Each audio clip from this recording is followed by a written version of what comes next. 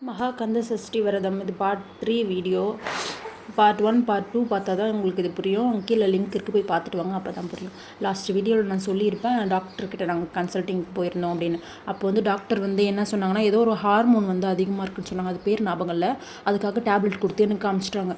அதுக்கப்புறம் பக்கத்தில் வந்து எனக்கு ஒரு பிள்ளையார் கோயில் இருக்குது. சரி, ஓகே, சாமி கும்பிடலாம், மனசு கஷ்டமாக இருக்கே அப்படின்னு சொல்லிட்டு நான் போய் பிள்ளையார் கோயிலுக்கு அங்கே போய் உட்காந்துருந்தேன். நான் சோகமாக இருக்கிறத பார்த்து ஐயர் வந்து என்னை கூப்பிட்டு என்ன ஆச்சுமா அப்படின்னு கேட்கும்போது நான் நடந்த விஷயத்தெல்லாம் சொன்னேன்.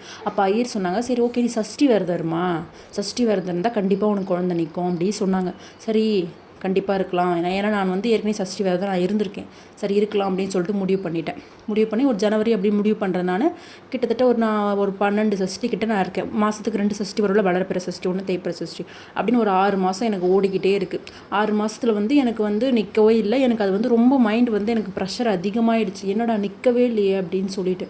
அப்பயுமே என் ஹஸ்பண்ட் சொல்கிறாரு, நம்மளுக்கு வந்து குழந்தை ஒன்றும் இல்லாமல் இல்லை, நம்மளுக்கு ஆல்ரெடி ஒரு பையன் இருக்கான், நீ எதுக்கு அதை போட்டு இவ்வளோ டென்ஷன் ஆகிக்கிற, ஒன்றும் பிரச்சனையே இல்லை, நிற்கலைன்னா பரவாயில்ல, நம்ம அடுத்த வருஷம் பார்த்துக்கலாம், விடு, நீ எப்பயும் போல் ஜாலியாக இரு, எதுக்கு இதை யோசிச்சுக்கிட்டே இருக்க அப்படின்னு சொல்லிட்டாங்க. கடைசியாக சஷ்டி வந்து நான் போகிறேன். ஜூலை மாதம் 12ஆம் தேதி 2024 அன்றைக்கி நான் கோயிலுக்கு போகிறேன். எனக்கு வந்து ரொம்ப மனவேதனையோடு நான் முருகர் கோயிலுக்கு நான் போகிறேன். போய் என்னப்பா முருகா, நான் உன்னை இவ்வளோ கும்பிட்டனே, நீ என்னை ஏன் இந்த இடத்துல இப்படி கைவிட்ட அப்படின்னு சொல்லிட்டு அந்த இடத்துல நான் மனசு உடஞ்சி அழுது நின்னேன். அப்போ தான் வந்து எனக்கு ஒரு விஷயம் நடந்துச்சு. அது என்னென்னு அடுத்த வீடியோவில்